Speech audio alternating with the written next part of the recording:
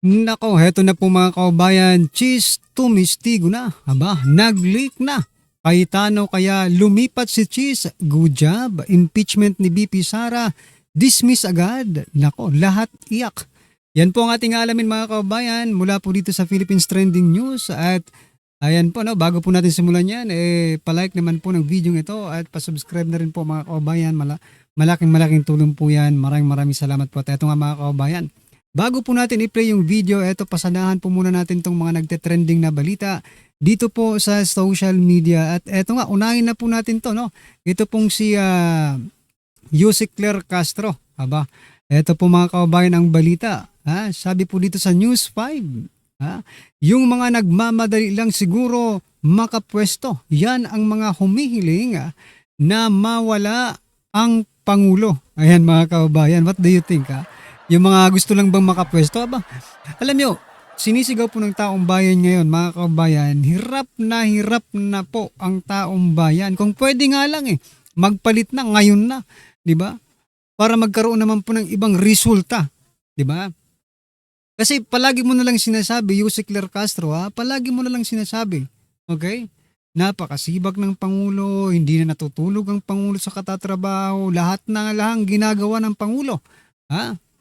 You know what? You are always saying the same thing. But yung taong bayan, naghahanap po ng different result. Di ba? Lagi mong sinasabi yan pero wala namang resultang maganda. Why not? Bumaba na kayo kung gusto nyong bumaba. Di ba? Para magkaroon ng chance yung iba. At syempre, mga kabayan, tingnan din natin kung, di ba, kung magiging asensado ba ang Pilipinas or hindi? Eto po mga kabayan ang ding komento ng ating mga kabayan. Patungkol dyan, sabi po dito ni Maylene, ayan, wag natin basahin kasi paulit-ulit lang si Maylene, no? Yung mga mannerism ni Bongbong Marcos, okay?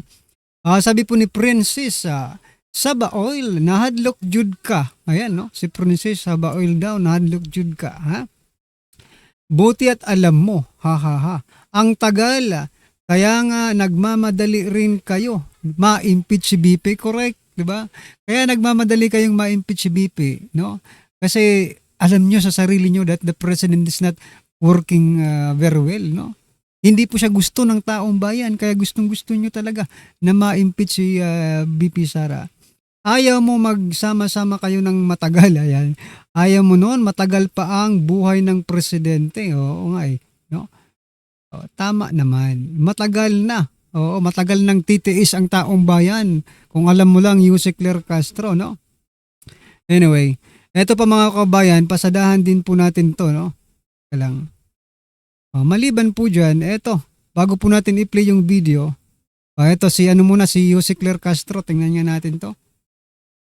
Naman sa sinasabing masamang damo, sabi po niya dito, maybe tama si BP Sara. Ito, pakinggan po natin. Ito na naman si Claire Castro, tingnan nyo. Bumabanat na naman. madaling mamatay, BBM.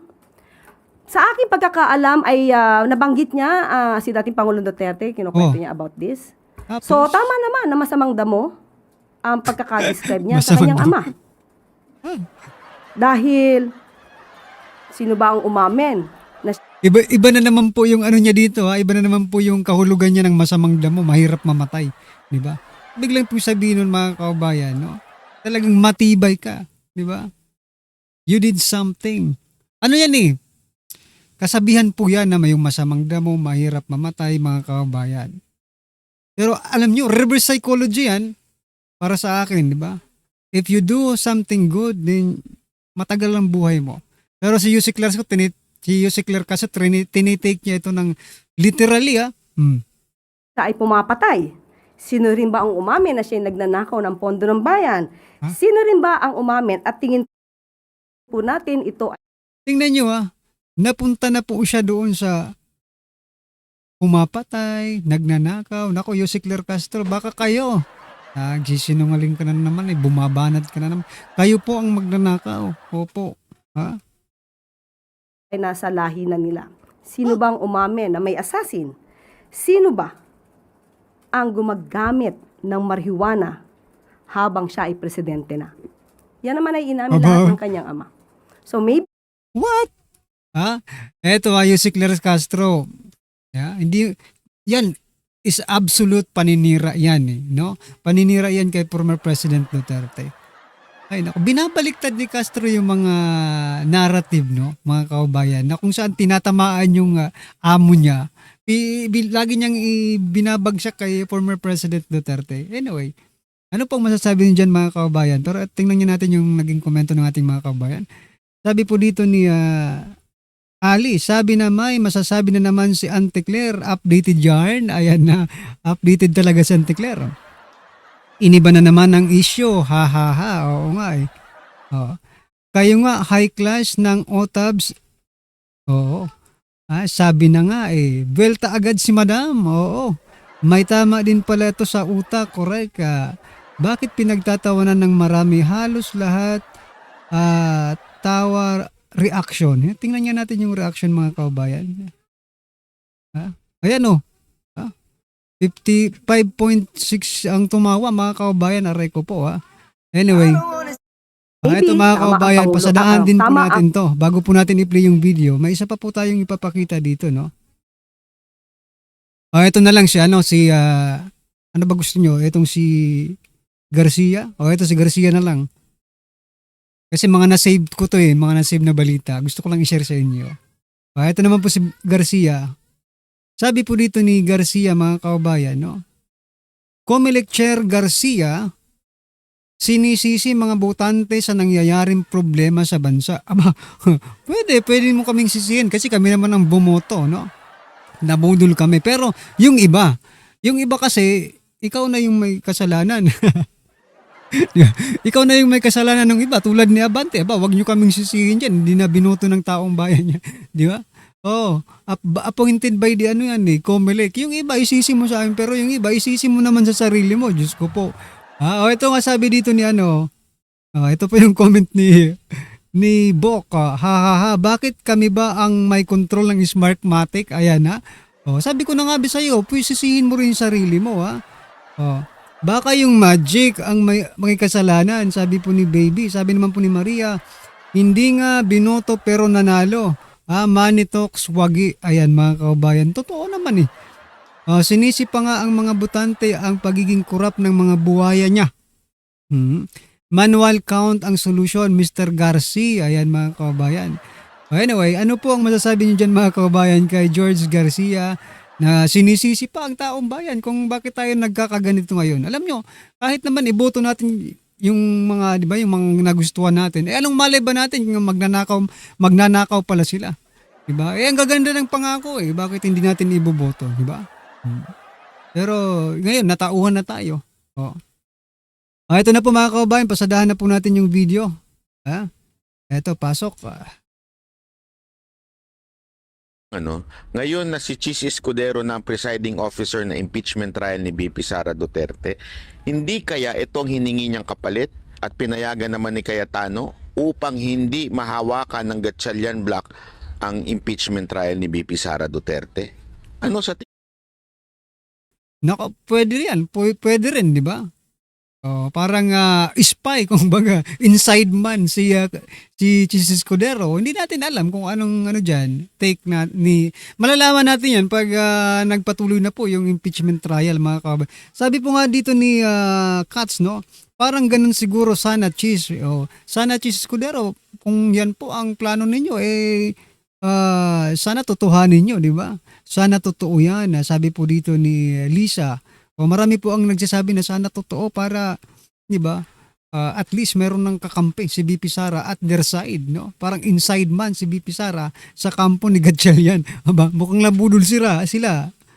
tingin ninyo mga kababayan? Mukhang ito ay isang chess move na tila pinakain yung pawn upang makatake advantage sa kalaban. Ano sa tingin ninyo?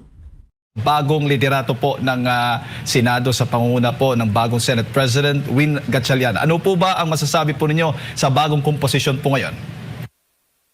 I would not be surprised. Kasi if you would notice, every time a senator is summoned to Malacanang, he changes his mind.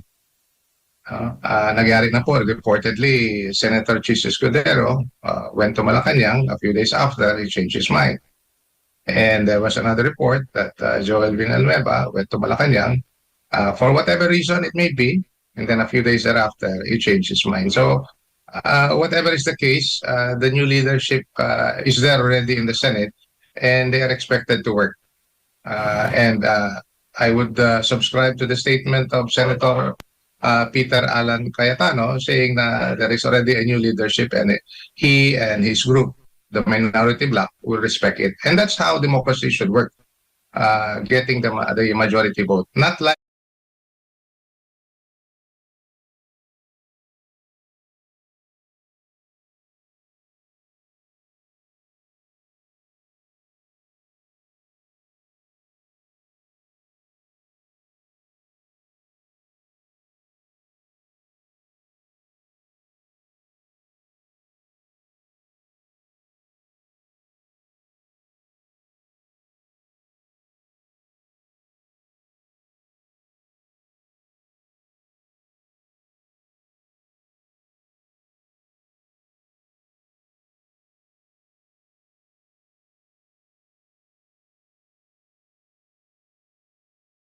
the time when there was a deadlock at pinagpipilitan na sila yung may mayorya.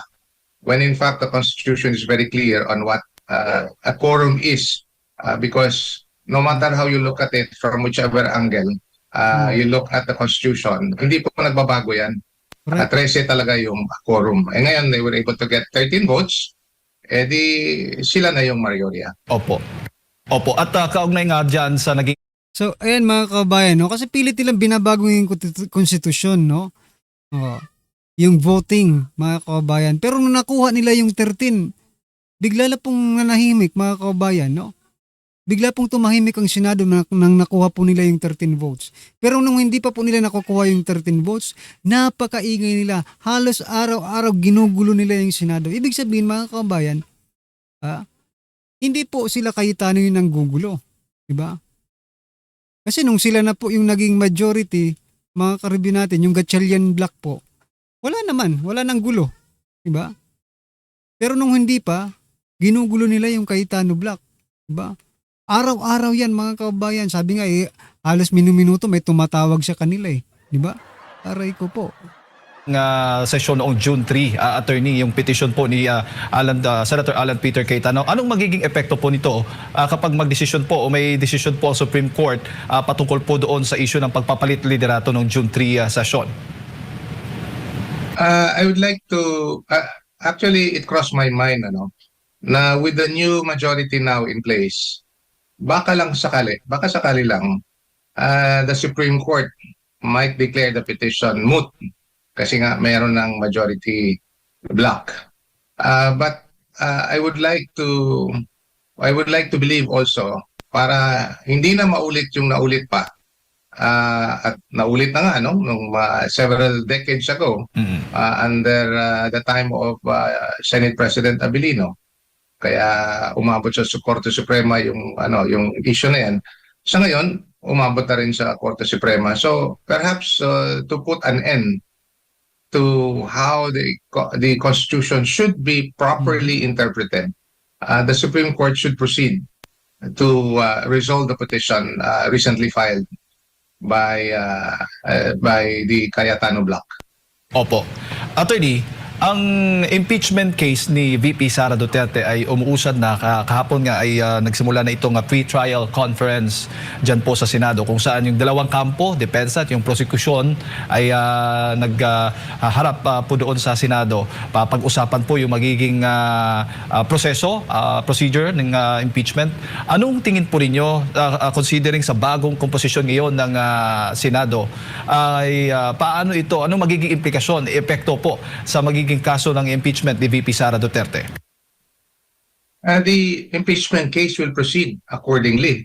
Alam natin na yung any impeachment proceeding or impeachment case initiated by the House and tried by the Senate, no matter how people will deny, especially those on the two houses of Congress, there is always a political dimension of this proceeding. No matter how we try to adjudicate, ibig sabihin, we hear the cases based on the evidence, meron talagang malakas na political implication or pressure on how the case will be decided, whichever way. Mm-mm. That being the case, ang nakapagtataka lang dito, kung tama yung narinig ko at nabasa ko, hindi yung Senate President ang magpipreside sa impeachment court. I don't know if I got the Iniisip kasi ng iba mga kababayan, baka bobo daw yung Senate President, no? Baka hindi kayanin yung mga pagdidesisyon mga kababayan. Yan bigla ko lang naisip eh. Kasi you're the Senate President. You're supposed to be the presiding officer, di ba? Pero bakit ganun? Iba yung magpipreside mga kababayan. Ibig sabihin, there is something. Baka bobo. Di ba? Baka bobo po yung yung Senate President ngayon mga kababayan. Ako. information correctly na si Senator Chis Escudero ang magpipreside sa impeachment proceeding. Purportedly because he's a lawyer. But I don't know if that is, although the Senate has already resolved that in a resolution that was approved, but that will still not be in consonance with the Constitution. Mm-mm. Si Senator Ping Lacson po mismo ang nagsabi po niya na pag magkaroon po ng magko-convene na po yung Senate Impeachment Court, yan po isa sa kanilang isusulong, ipapanukala na si Senator Chis Escudero ang gawing presiding officer. Pero attorney, sa kasalukuyan po o karaniwang proseso, hindi ho ba yung Senate President mismo ang dapat mag-preside sa impeachment court? Hindi po pangkaraniwan lang yan, ano?